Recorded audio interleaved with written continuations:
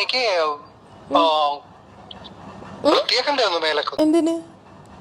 നിനക്ക് താൻ മാരീഡ് അല്ലേ? ഇതൊക്കെ എന്തിനാ അറിയുന്നേ?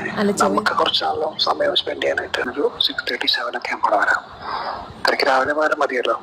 അപ്പൊ ഞാൻ എവിടെ നിൽക്കും? I will arrange a place to stay. എവിടെ? I will arrange a place to stay. അങ്ങനെ അജ്മൽ അമീർ പുള്ളി അങ്ങ് മാർസിൻ്റെ അടുത്തൊക്കെ ഇങ്ങനെ കറങ്ങി നടക്കുകയാണെന്ന് ഉള്ള ഒരു വിവരമാണ് കിട്ടിയിരിക്കുന്നത്. പുള്ളിയെ ആൾക്കാർ ഇരക്കയറ്റി ഇങ്ങനെ അമ്മാനം ആടിക്കൊണ്ടിരിക്കുകയാണ്.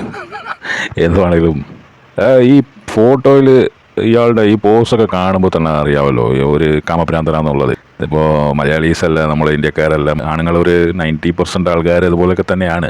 ഇപ്പോൾ ഇത് ഞാൻ പറഞ്ഞു കഴിയുമ്പോൾ അത് ചോദിക്കുമ്പോൾ നീ അങ്ങനെയാണോ, ഞങ്ങൾ അങ്ങനെയല്ല, അങ്ങനത്തെ ഒരു സമൂഹമാണ് നമ്മളെ ഹിപ്പോക്രിറ്റ്സ് ആണല്ലോ. അതാണ് എനിക്ക് പറയാനുള്ളത്. ഈ ഒരു വിഷയം ആൾക്കാർ രണ്ട് രീതിയിൽ നോക്കുന്നുണ്ട്. ഇതിപ്പോൾ അയാളുടെ ഒരു പേഴ്സണൽ കാര്യമല്ലേ, നമ്മളത് ഇത് ചെയ്യേണ്ട കാര്യമൊന്നുമില്ലല്ലോ, അതിലോട്ട് കയറിപ്പോയി നമ്മൾ കക്കൂസ് ക്ലീൻ ചെയ്യേണ്ട കാര്യമൊന്നുമില്ലല്ലോ എന്നുള്ള രീതിയിൽ കുറേ ആൾക്കാർ സംസാരിക്കാറുണ്ട്. വേറെ കുറേ ആൾക്കാർ എന്തോ അടേ ഇത് നാണമില്ലടേ. അപ്പോൾ മെജോറിറ്റി ആൾക്കാർ നാണമില്ലേ എന്ന് ചോദിക്കുന്ന ആൾക്കാരാണ്.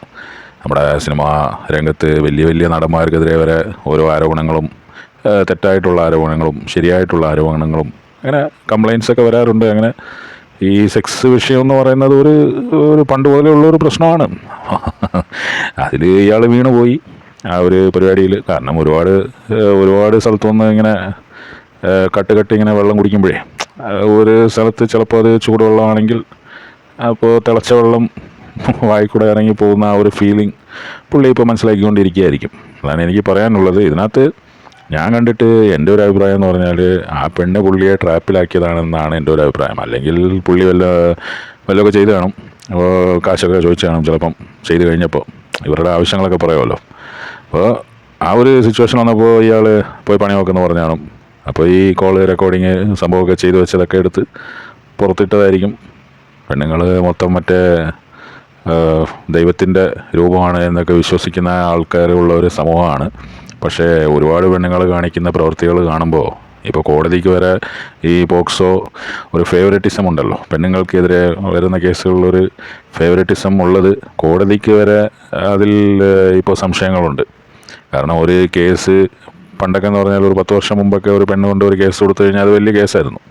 ഇപ്പോൾ വന്ന് കുറേ എണ്ണം ഈ മറ്റേ കള്ള കേസുകളിൽ ആൾക്കാരെ കൊടുക്കാൻ ശ്രമിക്കുന്നത്. ഈ പോക്സോ ഞാൻ പറയാൻ കാരണം ഈ ചെറിയ പിള്ളേരെ കൊണ്ട് അയാൾ എന്നെ ഇങ്ങനെ ചെയ്തു, അയാൾ എന്നെ അങ്ങനെ ചെയ്തു, ബാഡ് ടച്ച് ചെയ്തു എന്നൊക്കെ പറഞ്ഞു കഴിയുമ്പോൾ അത് വലിയൊരു സംഭവമാണ്. അതിൽ ജാമീനില്ലല്ലോ, അന്നേരം പിടിച്ചാത്തിടുകയാണ്. പിന്നെ ആണുങ്ങൾ എല്ലാം നല്ലവന്മാരൊന്നുമല്ല, അതേപോലെ പെണ്ണുങ്ങളും എല്ലാവരും നല്ലവരൊന്നുമല്ല. അത്രേ എനിക്ക് എൻ്റെ ഒരു അഭിപ്രായം അത്രയേ ഉള്ളൂ. ഇയാൾ കാമപ്രാന്തായിട്ട് നടക്കുന്ന ഒരു വ്യക്തിയാണത്, കണ്ടാൽ തന്നെ അറിയാം. അതാണ് ഞാൻ ഈ ഫോട്ടോ എടുത്ത് വെച്ചത്. തൻ്റെ ഒരു സോഷ്യൽ മീഡിയ പ്ലാറ്റ്ഫോമിൽ പോസ്റ്റ് ചെയ്യുന്ന ഒരു ഫോട്ടോസും ആ ഒരു ആക്ടിവിറ്റീസൊക്കെ കാണുമ്പോൾ അറിയാമല്ലോ ഇതൊക്കെ ഏത് ടൈപ്പ് ആൾക്കാരാണ്. ഇത് പറയുമ്പോൾ ആൾക്കാർ കുറേ എന്നെ തെറി വിളിക്കും, നിനക്ക് എല്ലാം മൈരും അറിയാമല്ലോ, ആനയാണ് അണ്ടിയാണെന്ന്. എൻ്റെ ഒരു അഭിപ്രായമാണ് ഞാൻ പറയുന്നത്. ഇത് സാധാരണയാണെന്ന് വിചാരിച്ചത് കളി കാര്യമായി എന്നൊക്കെ വേണമെങ്കിൽ പറയാം. പണി കിട്ടി ഇനി. പക്ഷേ ഇതൊരു അഡ്വർടൈസ്മെൻറ്റും കൂടെയാണ്. ഇതിപ്പോൾ ഇയാൾക്കൊരു ആഡാണല്ലോ, ഫ്രീ ആയിട്ട് ഇയാളുടെ ഹാഷ്ടാഗ് ഇപ്പോൾ ട്രെൻഡിങ് ആണല്ലോ. അത് നല്ല കാര്യവും കൂടെയാണ്. ഇതിൽ നിന്ന് രക്ഷപ്പെടാൻ പറ്റിയാൽ ഇത് കള്ളമാണ്, അല്ല ഇത് പ്രശ്നം ഞാനല്ല, ഇത് മിമിക്രി ചെയ്താണ്, മറ്റേ വീഡിയോ ഒക്കെ AI ആണ്, മറ്റേ ഇയാൾ പ്രത്യക്ഷപ്പെടുന്നുണ്ടല്ലോ ആ പെൺകുട്ടി പോയിട്ട് കേസൊന്നും കൊടുത്തിട്ടില്ല കേട്ടോ. ആ പെൺകുട്ടി ഡയറക്റ്റ് കൊണ്ട് മറ്റേ ഇൻ്റർനെറ്റിൽ ഇത് ചെയ്യായിരുന്നു. അതൊക്കെയാണ് ഈ പുള്ളിക്ക് ഒരു അഡ്വാൻറ്റേജ്. കേസ് കൊടുത്തിരുന്നെങ്കിൽ കുറച്ചുകൂടെ വഷളായേനെ. പക്ഷേ കേസ് കൊടുക്കാൻ മാത്രമൊന്നും ഇല്ലെന്ന് തോന്നുന്നു തമ്മിൽ.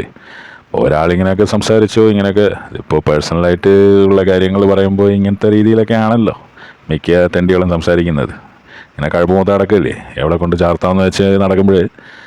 അപ്പോൾ ഇങ്ങനത്തെ ഇതിനെ നമ്മുടെ ആൾക്കാർ പറയുന്ന കോഴിപ്പരിപാടി എന്നാണ്. അതെന്താണ് ഈ കോഴിപ്പരിപാടി എന്ന് എനിക്ക് ഇതുവരെ മനസ്സിലായിട്ടില്ല. കോഴി മാത്രമല്ല, പട്ടിയും പൂച്ചയും ഒക്കത്തിനും ഈ സോക്കേടുണ്ട്. കോഴി ഒരു നല്ലൊരു നമുക്ക് വലിയ യൂസ്ഫുള്ളായിട്ടുള്ള ഒരു ബേർഡാണ്.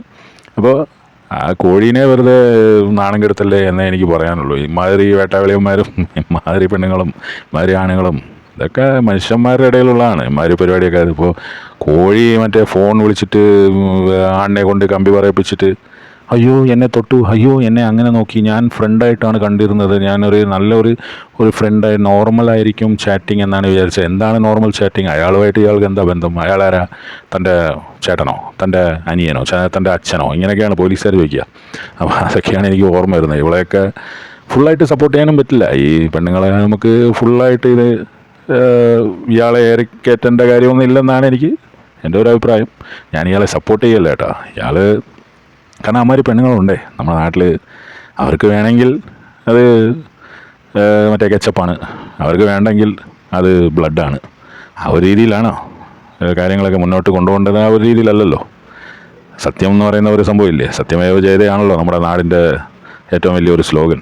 സത്യം എന്ന് പറയുന്ന ഒരു കാര്യമുണ്ട്, അത് നമ്മൾ രണ്ട് സൈഡും എന്താ സംഭവിച്ചതെന്നുള്ളത് മനസ്സിലാക്കിയാലേ നമുക്കത് എന്താണെന്ന് കറക്റ്റ് പറയാൻ പറ്റുള്ളൂ. അത്രേ എനിക്ക് പറയാനുള്ളൂ.